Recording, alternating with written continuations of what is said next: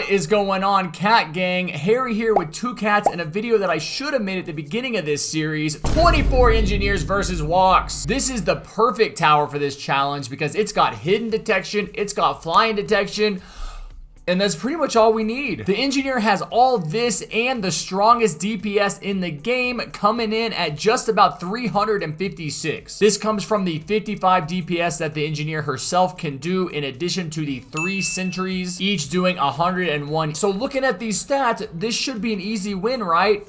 Maybe not. You see, the engineer is a very particular tower. She is the most expensive tower in the game, coming in at a whopping 4,500 gems or 4,000 Robux. This is quite a bit more than the accelerator, which is the second most expensive tower in the game, coming in at 2,500 gems. So just looking at these prices, the engineer should be stronger than the accelerator, right? Nah. While the Excel's max level DPS is lower than the Engi's, coming in at 286, the Accelerator's fire rate can be buffed by the Commander, ultimately increasing it to 443, whereas the Engineer's sentries cannot be buffed by any tower in the game, including the Commander. Only the Engineer herself gets these buffs, which means her max level DPS with the Commander boost is only 394. And when you combine that with the fact that she has a placement limit of 6, while you can place 8 Accelerators, the Excels are always going to do more damage as a group than the engineers. But we're mostly talking about fighting WOX here. I'm not really too worried about wave 40. By that point, we'll have all 24 engineers at max level, so they'll be doing a ton of damage. I'm more worried about early game, because as I learned from my 24 engineers versus gunslinger video, this tower sucks at early game. Going back to her stats, you can see that she doesn't really start to get a good DPS until level 4, which would be about 30 with the 2 sentries active. And this all comes with a price tag of 6,400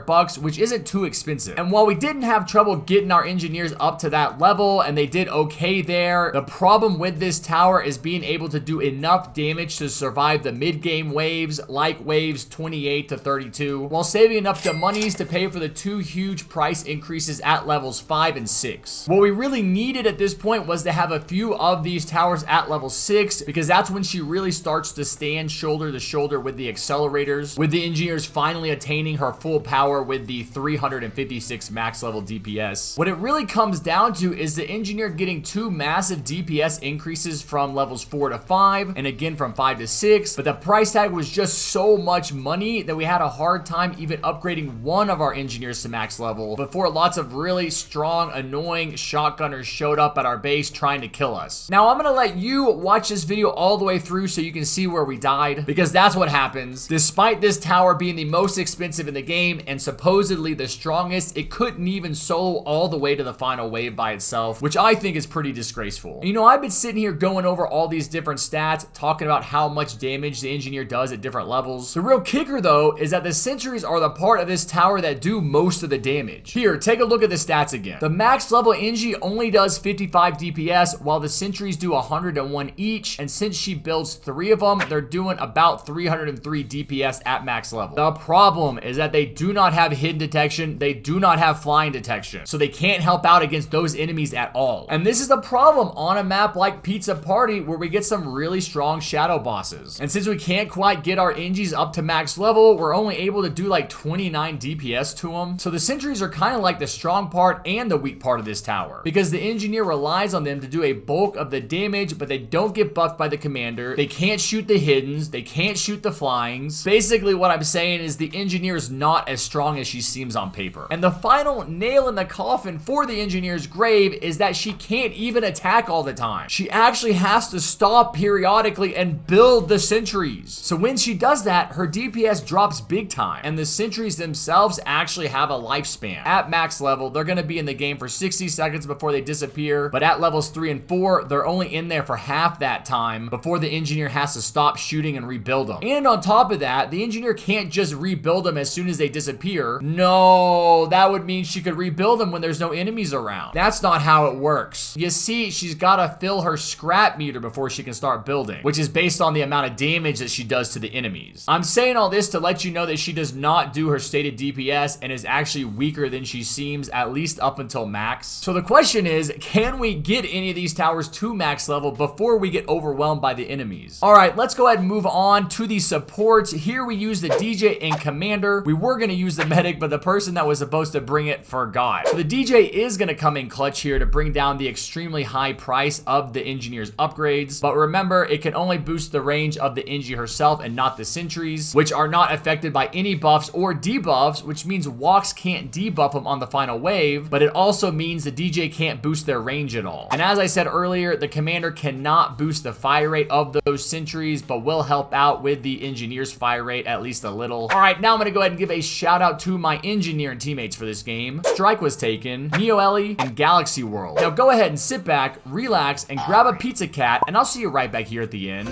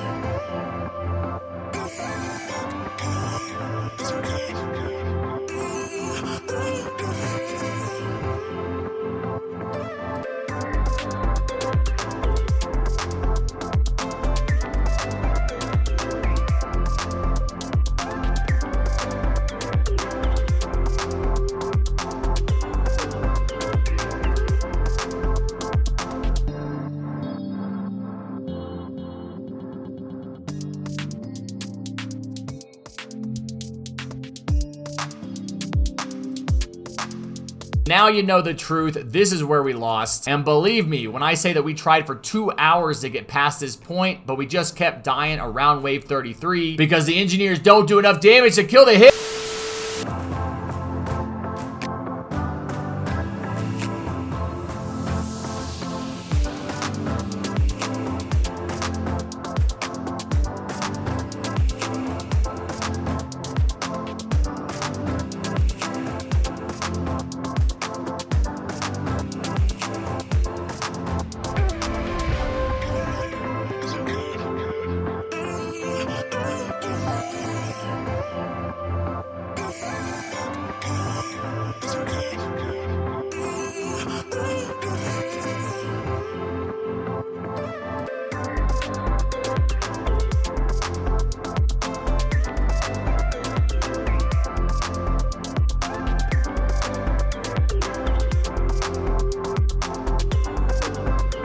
Finally, our suffering is over. Let's go. We killed WOX the Fox with nothing but max level engineers. Hooray. But this is a little sad because we totally failed to get anywhere near the final wave without other stronger towers. My feelings are mixed about the engineer. Her only strength is the high DPS of her sentries at max level, but she's got all kinds of drawbacks besides that really make her a pain in the butt to use. Anyways, let me know what you thought about this video down in the comments, and if you have any ideas for what tower I should try next. And on that note, if you enjoyed this video, go ahead and smash that like button with your forehead, hit the subscribe button with your big toe, and turn on notifications however you can so you don't miss any of my amazing upcoming content. And I will see you next time. Take care, be safe, and never forget what I always say. Peace.